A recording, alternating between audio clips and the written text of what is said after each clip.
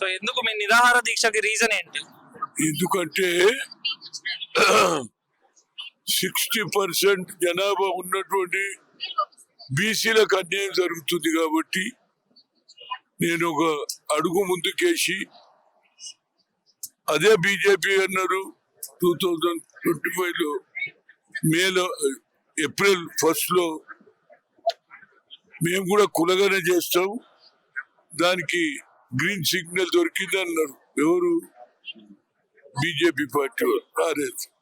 ఇవాళ మార్పు ఎందుకు వచ్చిందో నాకు తెలియదు. కులగన చేస్తున్నారు కానీ జనగణలో కులగన క్యాస్ట్ వైజ్ కాదు, ఓన్లీ ఎస్సీలకే నామం చేస్తున్నారు కనుక మాకు అన్యాయం జరుగుతుంది. మా జనాభా ఎక్కున్నది, మా ఫ్యూచర్ ఏం కావాలి, మా ఉద్యోగాలు ఏం కావాలి, మా చదువు ఏం కావాలి, మాకు రాజకీయం ఏం కావాలని నరేంద్ర మోడీ తనకు తాను ఓబీసీ అంటాడు కానీ ఇంతవరకు ఆయన ఏం చేయాలి. అదే రాజీవ్ గాంధీ, రాహుల్ గాంధీ గారు అగ్ర కులాల్లో పుట్టిన ఆయన అన్నాడు, నేను ఎస్సీలకే అన్యాయం అనుకున్నా, దానికంటే ఎక్కువ బీసీలకు అన్యాయం కనుక జరుగుతుంది కనుక మేము పవర్లు వస్తే క్యాస్ట్ వైజ్ సెన్సర్ చేస్తా అన్నాడు. ఎంత జనం ఉంటే అందరికి లాభం చేస్తే కితనా హిస్సేదారి కానీ ఈ ప్రధానమంత్రికి ఆలోచన లేదు. ఆలోచన ఆయన రేపు వస్తున్నాడు కాబట్టి నా ఆమరణ నిరాహార దీక్ష చేస్తేనన్నా ఆయనలో మార్పు రావాలని కోరుతున్నా. గతంలో కూడా తెలంగాణ మూవ్మెంట్ లో శ్రీకాంతాచారి అటువంటి వాళ్ళు ప్రాణాలు కోల్పోయారు. నేను యుద్ధం చేయదలుచుకున్నా. మా 60% ఉన్న బీసీలకు న్యాయం జరిగే వరకు నా పోరాటం కొనసాగిస్తా. భగవంతుడు తప్పనిసరిగా నాకు ఆయుధ ఆరోగ్యాలు ఇస్తాడు. ప్రజల పక్షాన నిలబడాలనేది నా ఉద్దేశం. అగ్రకులాల్లో పుట్టినటువంటి రేవంత్ రెడ్డి కూడా ఇవాళ కులంగానే జరిపించాడు.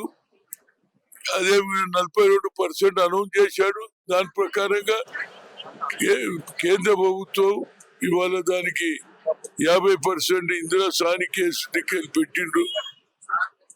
పార్లమెంట్ గవర్నర్ పంపిస్తే కోల్డ్ స్టోరేజ్ అయినా ఎన్నికలు పెడితే ఇవాళ 52% బీసీలు గెలిచిండ్రు. అదే చైర్మన్లు, వైస్ చైర్మన్. దాని గురించి నా ప్రయత్నం. గతంలో అంటే 40 ఏళ్ల కింద ఎవరికి పట్టింపు లేకుండా ఇవాళ మా పిల్లలందరూ చదివి గొర్రెలు కాస్తలేరు, బర్రెలు కాస్తలేరు. అందరు కూడా ఇవాళ ఒడ్ల కమరోలు కట్టెకు పనిచేసేది కూడా మేము చేయమా, మేము చదువుకుంటామంటారు. కనుక చదువు ముఖ్యమైంది. మహాత్మా జ్యోతిరావు పూలే 18th సెంచరీలో చదువే ముఖ్యమన్నాడు. ఆ చదువు తనే కాకుండా భార్యను కూడా సావిత్రిబాయి తోడు కలిపి. కనుక ఇవాళ మహిళలలో, యువకులలో ఉత్తేజం వచ్చింది, చైతన్యం వచ్చింది. కాబట్టి నరేంద్ర మోడీలో మార్పు రావాలని కోరుతున్నా. ఈ మా కులగన జనగణలో మా కులగన చేయకపోతే యావత్ భారతదేశం తిరుగుతా ఈ బీజేపీ ప్రభుత్వాన్ని నరేంద్ర మన గవర్నమెంట్ ను ఎక్స్పోజ్ చేయడానికి ఆమరణ నిరాహార దీక్ష చేశారు. భగవంతుడు తప్పనిసరిగా ఇవాళ పొద్దున్న చూస్తున్నా ఈ ఊర్లలోకి వెళ్ళి ఎక్కడెక్కడికి వస్తున్నారు. ఎందుకంటే నా గొప్పతనం కాదు, వాళ్ళకు కూడా అన్యాయం జరుగుతుందనే హనుమంతన్న మా గురించి కూర్చుంటాను. ఎవరికి వాళ్ళు వస్తున్నారు. ఎప్పుడు ఇంత చూడలే నేను. ఎంతమంది ఎక్కువ చెప్పలేదు, అందరూ వస్తున్నారు. చూడు ఈ రేపటికి దానిక ఎల్లుండి దానిక నేను ఆమరణ నిరాహార దీక్ష చేస్తున్నా కాబట్టి అందరు జిల్లాలకు వెళ్ళి ఇంకా రేపటి నుంచి ఎక్కువ వస్తారు. కాబట్టి ప్రధానమంత్రిలో మార్పు రావాలి. రేపు జరగబోయే సికింద్రాబాద్ సభలో ఏదన్నా ఒక అష్యూరెన్స్ ఇస్తే అప్పుడు తెస్తలేకపోతే ఈ బీసీలకు ఏదో ఒకటి తేలేదాకా మీ నిరాహార దీక్ష కొనసాగిస్తారంటున్నారా? నేనేమంటున్నా, మాకు న్యాయం జరుగు.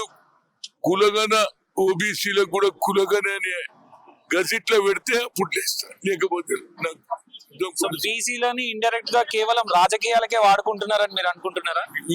ఓట్ల గురించే మీరు ఓట్లు వేయాలి, మేము దొరలు, మేము ముట్టబట్టు ఓట్లు వేసేది కాదు.